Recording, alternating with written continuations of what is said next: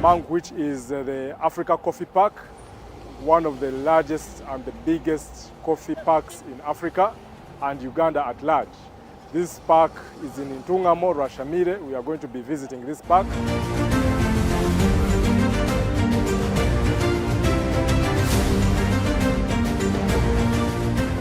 How are you? How do you do? Bye bye.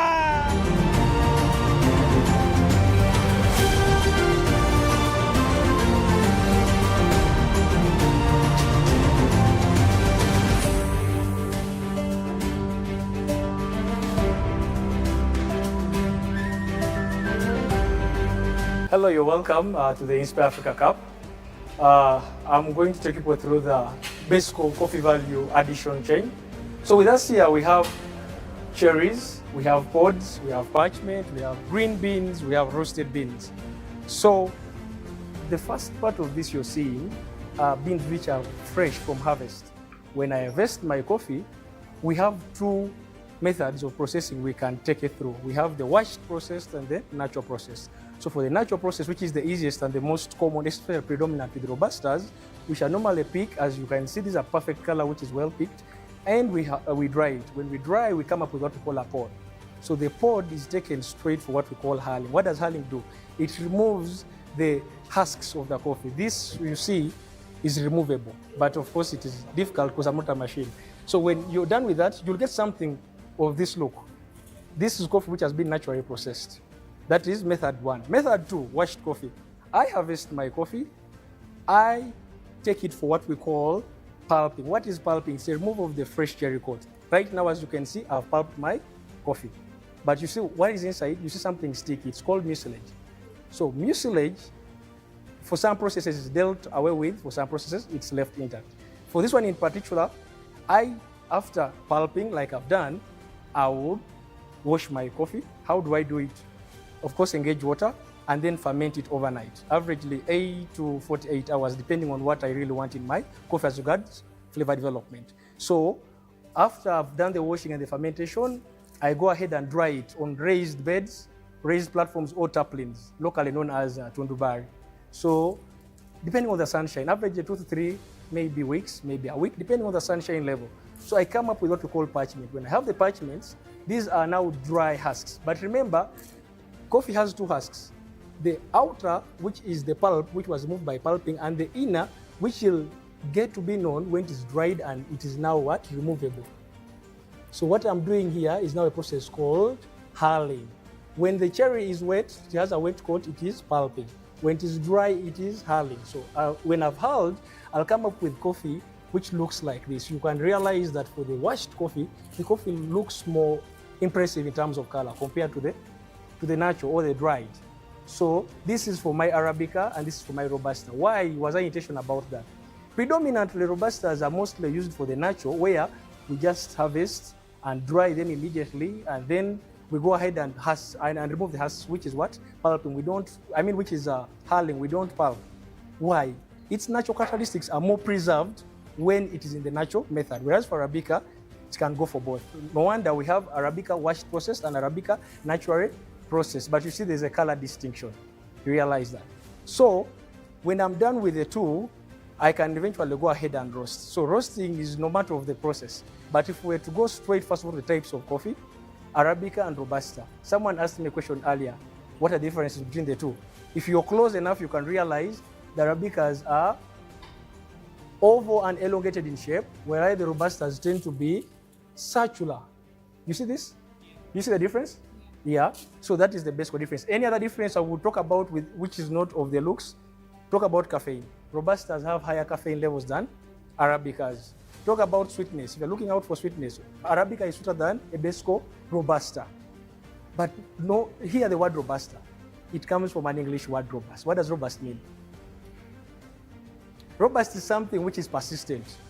Robust is something which is, strong. Something which is, easily, hardly to deal with. Hard to deal with. It is something persistent if it was to be a fight. So Robusta, if for the plant, is more persistent to diseases. No wonder Robusta has more caffeine. Caffeine begins from the plant.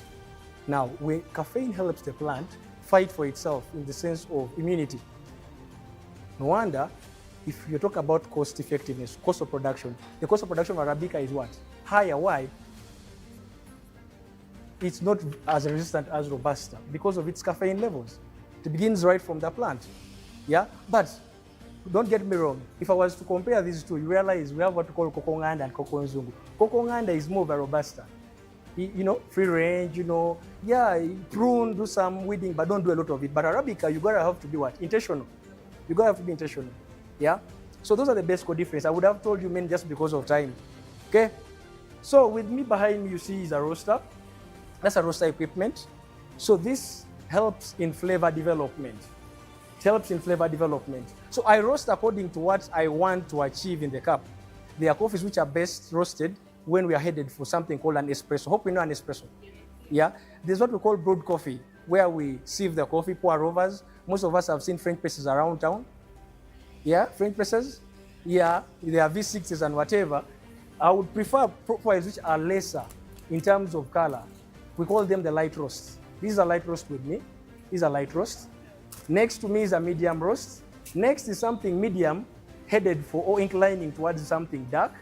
And then I would love to elucidate more on the what? On the flavors that come along. So these which are lighter are high in acidity, sweeter in taste, but light in body. So if you go to a coffee shop and you say, I want strong coffee, even if they gave you a double shot of a light roasted coffee, chances are it will still be what? Mild. But next here, we have something called medium. Medium means, literally, it's balancing the other sides of the story. Let me talk about the extreme end and the early end. The early end, we talked about sweetness, higher acidity. What is acidity in coffee? Acidity in coffee normally guarantees liveliness in coffee. The higher the acidity, the more lively the coffee. If you have kept coffee long open in your houses or not close in a park, it loses its life. Why? Acidities are lost. That's why we say coffee is stale. So liveliness is equivalent to the quantity of acidity present. So fruiter, high in acidity. The other end, smoky, lesser acids. All these coffees have oils, just that this one at the extreme end, the dark roast, was exposed longer to heat. So whatever was the inside, what's a coffee seed composed of? In it is acids, proteins, carbohydrates, lipids, and all that. So when you expose it longer to heat, most of what is inside, the internal components are exposed to the outside. No wonder the oils are being exposed. So even these have oils, but the oils are hidden, trying to, complement the sweetness of the cup and whatever. So no wonder the lesser roasts are what? Are sweeter, because its components have been preserved in there. You get it? So, but what is so unique about the medium roast? It's going to balance what is sweet and what is getting out of hand. So, talk about body. You want to make an espresso. For the light, the espresso will be sweet, but it will be hard for you to make a latte or a cappuccino. You know why? Because in the process of mixing the milk mixing the milk with the espresso, it will easily lose its identity. The milk color will easily what? Be dominant, because it is in color. It would be something like palish yellow or palish brown, something like that. But for the medium, the color will be more identical. But so we shall preserve our body. What is body? Body is normally that mouthfeel. You know, porridge has a heavier body than tea. Yeah, so the mouth will be felt in here. People who love espressos look out for body. Yeah, but they also want taste in there. They were intentional. Yeah, they're intentional about the taste. Now we have the dark roasts. The dark roasts can work for both. But if I gave you coffee to keep for the next 1 year, and you wanted to take it, maybe you could access coffee the next 1 year. You're in a bunker hidden somewhere. A war has occurred. The dark roast would work best. You know why? The dark roast, with what has been exposed, whatever is exposed is preserved for longer times than whatever is not yet exposed. So the dark roast for espresso in the next 1 year could still make something. But for the light roast, very sweet, but long, very short life. Why? The acids are too much inside to an extent that its life is too much of the inside. That's why the sweetness is inside, but out, you don't have much of it. So it will easily die in the space of 1 month, 2 months. It will be out. But the medium, not the longest of the time, not the least of times. Yeah? So if you're going to a journey hidden in a bunker, you would go with the medium and the dark. The light might not keep you long enough. So cappuccino, latte, black coffee, the best is medium roast. Why? It balances sweetness, balances body, balances acidity. Everything about it is a balance.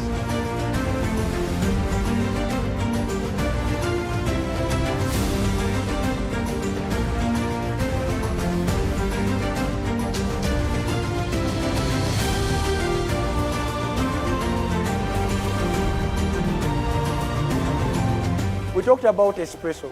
We talked about the coffee beverages like cappuccino, latte, and espresso itself. But coffee does not end there. We have other products we can make out of coffee. Yeah? No wonder that's what has led to the developments you're seeing, like the Africa Coffee Park. We are saying it's not just about having coffee in a coffee shop somewhere in Kampala or somewhere in Nairobi. No. We are saying we can make other products, because in a long time, we had left these for the people who are out of our spaces, like outside our boundaries. The biggest producer of brewed coffee and instant coffees in the past have not been us, the Ugandans, yet we are among the biggest growers of coffee in the world. In fact, people who have been adding more value to coffee have been those who are not growing it most. Except in exception for Vietnam and Brazil, they are trying to catch up. But the bigger majority, including Ethiopia, who is the biggest coffee grower in Africa, with Uganda, of course, anytime we are beating them, or we have, yeah, but we are bigger than them in export. Why are they better than us? They are consuming most of their coffee. For us, most of the farmers don't know how coffee tastes. They don't know what an espresso is.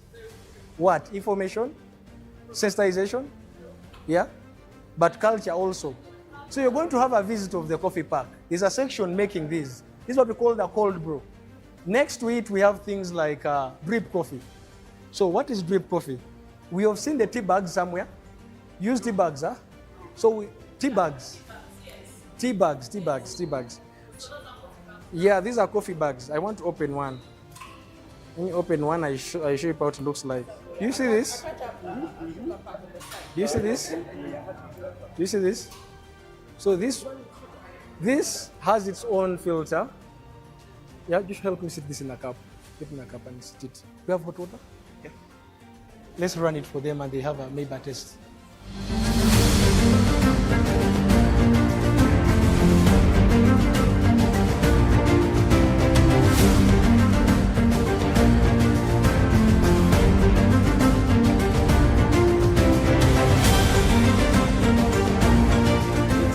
First time here at the Africa Coffee Park. It's really been an amazing opportunity to visit this place. The project is really big and I believe it's going to change the face of this place. There is so much we've seen. We've gone through the factory, we've seen the process of making the coffee, right from the beans all the way to the packaging and to the grounded coffee. It's really an amazing opportunity. This place is a place that all of you should visit. It's in Ntungamo district, so it's not very far from Mbara. It's like a 1 hour's drive from Mbara city. I urge all of you to take your time, come through, visit this place, get to see how our coffee is transformed from the garden all the way to what is packaged and exported out of Uganda. The project is still ongoing. There's an airport that is being set up in this place. We have a convention center. Some of you have visited the Speak Resort Convention Center, but there's a new convention center that is being set up in this place, so you should definitely check it out. The airport is going to be great for exporting coffee out of Uganda. So I urge all of you, if you've never been here, please come over, check it out. Let's really show what Uganda has to offer.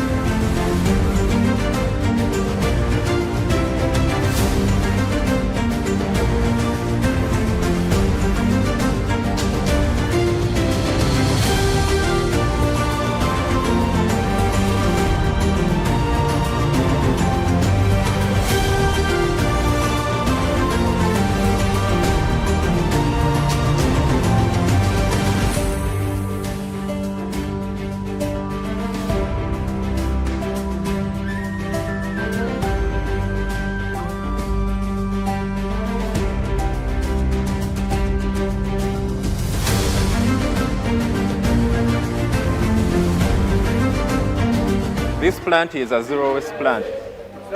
Zero waste. We don't have waste. So from extraction, we have what we call spent. So we take the spent and process it to make the scrubs, the hand lotions, the lip balms, and all that.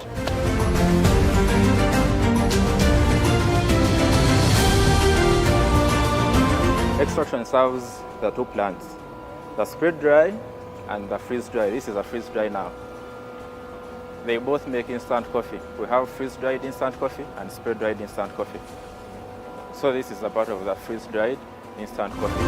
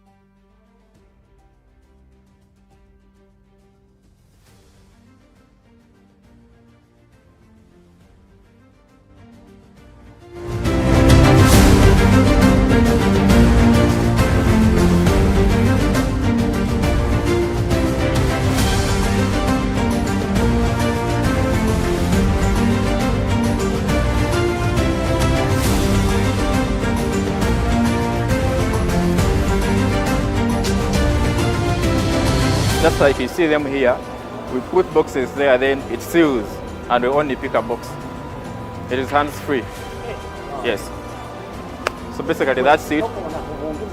So it is also instant coffee, but freeze-dried. Then the other one is instant coffee, spread-dried. So here we make the ready-to-drink coffee, sugared and non-sugared. Yeah.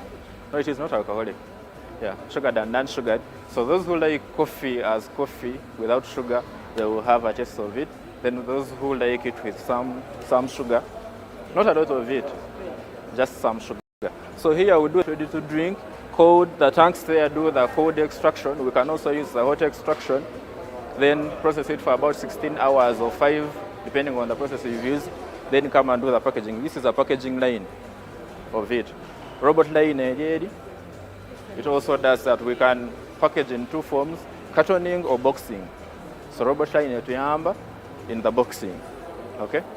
So that's it. Thank you.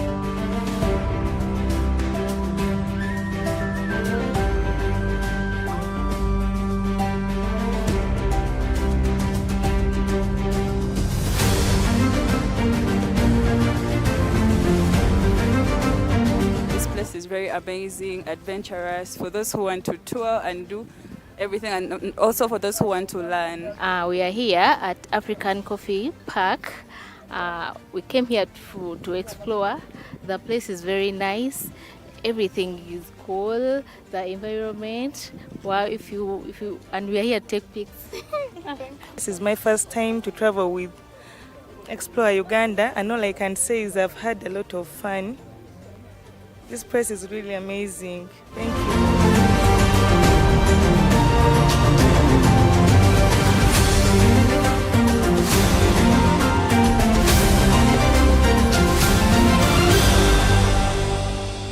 Yeah, I'm saying once again you're welcome to now a section that is outside the production. To now a different section, I would say, of tourism, then exploring, just like you guys are explore Angola and explore Uganda. So this is a point where we basically view most of the parts of the park. It is a very big park. It has the other sections behind, but this part, you're able to view like 90% of the whole place.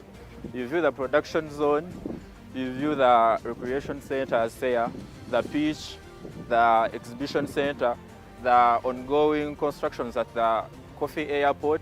So at this point, you're able to see, you guys will get a chance, you'll be able to see all around the park, where you guys have come from, where we are right now, and you can actually see the dream, the life dream that is taking the company forward.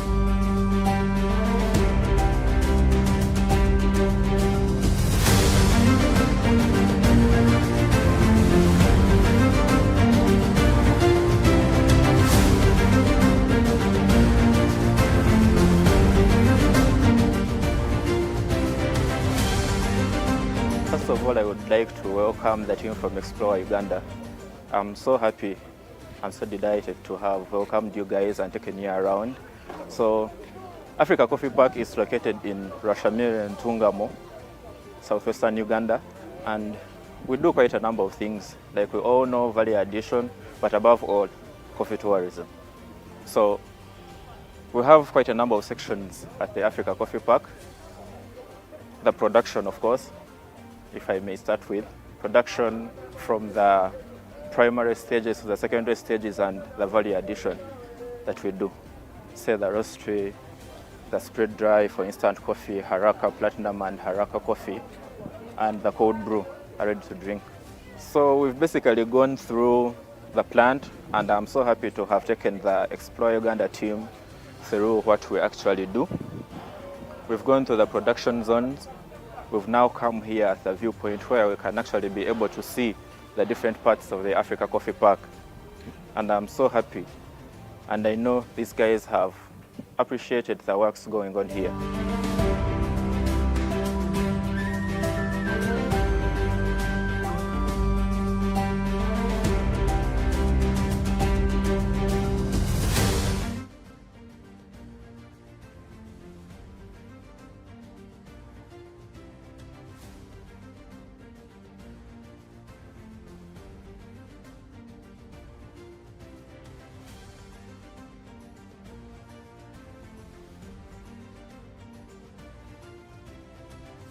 So I want to thank you. Let's push domestic tourism continuously as a team.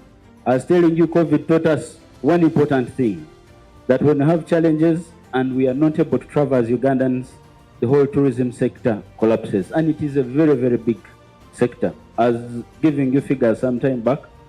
I was actually with the Ministry of Finance and they were correcting me. We'll get proper figures at the end of the financial year. But they had declared, I had picked from somewhere that as of the year 2025, tourism had brought in $1.7 billion. But PSST was telling me I need to give you proper figures because as we speak now, we are at actually 1.8 billion US dollars. So you can imagine how much revenue that is. And of course, almost now 1.7 million foreigners come into the country. But you can imagine if we have a challenge and there is no more travel, we lose all that money, all these hotels, all these other things collapse. But when we have you, the Ugandans, traveling, definitely then we can be able to maintain the sector afloat. So I see also our domestic tourism numbers growing.